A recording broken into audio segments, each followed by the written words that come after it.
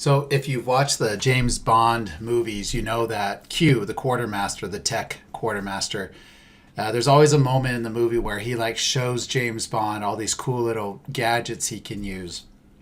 And undoubtedly, in every movie, James Bond will end up using each one of those gadgets, the exploding pen or the car with the bulletproof windows and that can drive itself or whatever. So you don't want to be the James Bond who doesn't use all of the great resources available to them. The index and the table of contents can be great helps to you in finding additional information. So I'm going to show you this using American Jurisprudence, which is one of the two national encyclopedias. They're both on, it is both on Westlaw and Lexis. I'll start here in Westlaw. If you just go from the homepage to secondary sources, then you can click on encyclopedias and then you'll see it beyond that. So again, I'm browsing right to it, which puts me in control. So I'm only looking at what I want to look at. I'm not getting like a billion search results. And then let's say that I'm really annoyed by all of the advertisements that people keep putting on my house.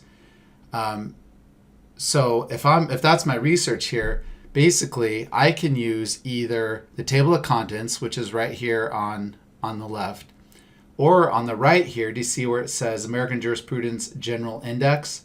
I could use that, or I can use the search bar up here. So I have three different ways to access this.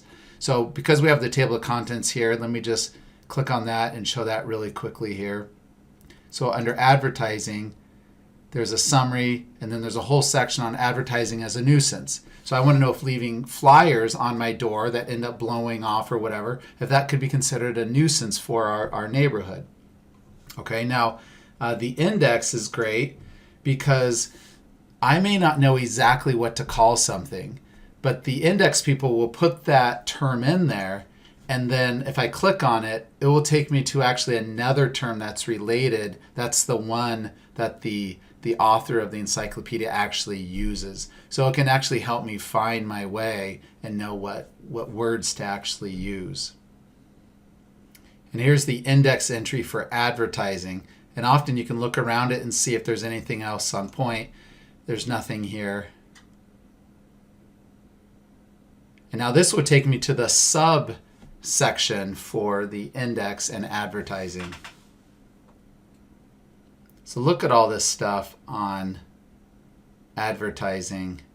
So I could look to see about flyers, all kinds of different things. And there's a whole section here on nuisance.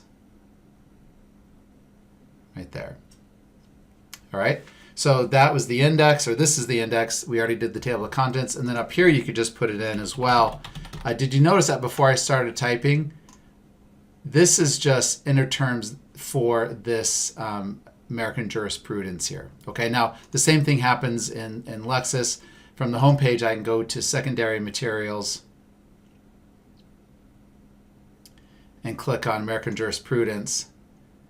Now, one thing you're going to notice here is that they have just the table of contents and the search bar. They don't have the index. So I'm just showing that just so you know. You may not always have the index and all the things available to it. But I could go to advertising in the table of contents here and look up our topic. There's advertising as a nuisance.